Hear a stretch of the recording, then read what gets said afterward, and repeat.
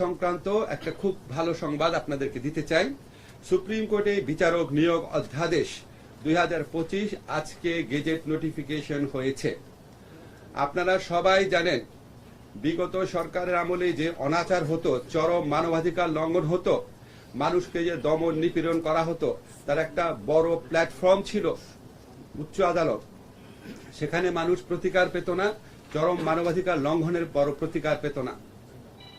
এবং এটার কারণ ছিল উচ্চ আদালতে রাজনৈতিক সরকারগুলো সম্পূর্ণভাবে দলীয় বিবেচনায় অনেক ক্ষেত্রে অযোগ্য লোকদেরকে জাজ হিসাবে নিয়োগ দিত। আপনারা জানেন উচ্চ আদালতে নিয়োগ নিয়ে একজন সাবেক প্রধান বিচারপতি প্রলয় ঘটে গেছে এই ধরনের কমেন্টও করেছিলেন। উচ্চ আদালতে বিচারক যদি স্বচ্ছ প্রক্রিয়ায় নিরপেক্ষ লোকরা, যোগ্য লোকরা যদি নিয়োগ না পায়, তাহলে বাংলাদেশের 18 কোটি বা 17 কোটি মানুষের মানবাধিকারের প্রশ্নটি অমীমাংসিত থেকে যায়, ঝুঁকির মধ্যে থেকে যায়। এই প্রয়োজনীয়তার কথা যে উচ্চ আদালতে বিচারক নিয়োগ হবে স্বচ্ছ প্রক্রিয়ার মাধ্যমে, দক্ষ, অভিজ্ঞ, দল নিরপেক্ষ এবং প্রকৃত যোগ্য ব্যক্তিরা উচ্চ আদালতে বিচারক নিয়োগ হবে, এরকম একটা চাহিদা এই সমাজে বহু বছর যাবৎ ছিল। বহু ফোরাম থেকে, বহু রাজনৈতিক দল থেকে, হিউম্যান রাইটস অর্গানাইজেশন থেকে, নাগরিক সংগঠন থেকে এই ধরনের। আমরা আজকে অত্যন্ত আনন্দের সাথে জানাতে চাই আইনটা হয়েছে।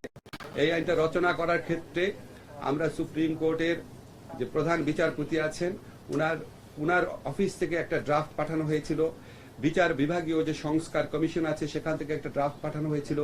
2008 সনে এই ধরনের একটা অধ্যাদেশ তৈরি করার প্রক্রিয়া ছিল, সেই অধ্যাদেশের কপি, সেগুলি সবকিছু পর্যালোচনা করেছি আমরা যারা কনসার্ন নাগরিক সমাজ আছে, যারা স্টেক হোল্ডার আছে, তাদের সাথে আপনারা অনেকে উপস্থিত ছিলেন।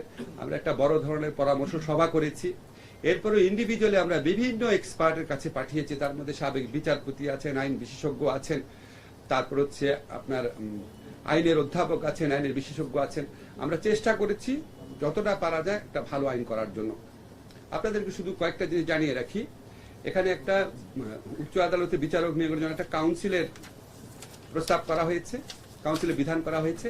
এই কাউন্সিল হচ্ছে প্রধান বিচারপতির নেতৃত্বে সুপ্রিম কোর্টের আপিল বিভাগের 2 জন বিচারক, একজন অবসরপ্রাপ্ত, একজন ইনকামবেন্ট, হাইকোর্ট বিভাগের 2 জন বিচারক এবং অ্যাটর্নি জেনারেল, উনাদেরকে নিয়ে একটা কাউন্সিল গঠন করা হবে।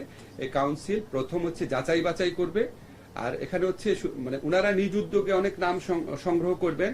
একই সাথে সাথে যে কোনো মানুষ, যে কোনো আইনজীবী যেন অ্যাপ্লাই করতে পারেন, নিজের ইচ্ছা অ্যাপ্লাই করতে পারেন, বা কারো নাম রেফার করে, আপনি একজন ভালো আইনজীবী, আপনি মনে করলেন উনার জাজ হলে ভালো হয়, আপনি উনার নাম আপনি নিজে রেফার করে ওখানে চিঠি পাঠাতে পারবেন, সেটা উন্মুক্ত আছে।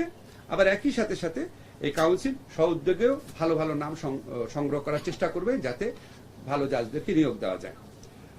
কাউন্সিল প্রাথমিক যাচাই বাছাই করার পর ওনারা ইন্টারভিউ নেবেন। একটা স্বচ্ছ এবং একটা জবাবদিহিমূলক প্রক্রিয়ার মাধ্যমে উচ্চ আদালতের বিচারকরা নিয়োগ হবেন।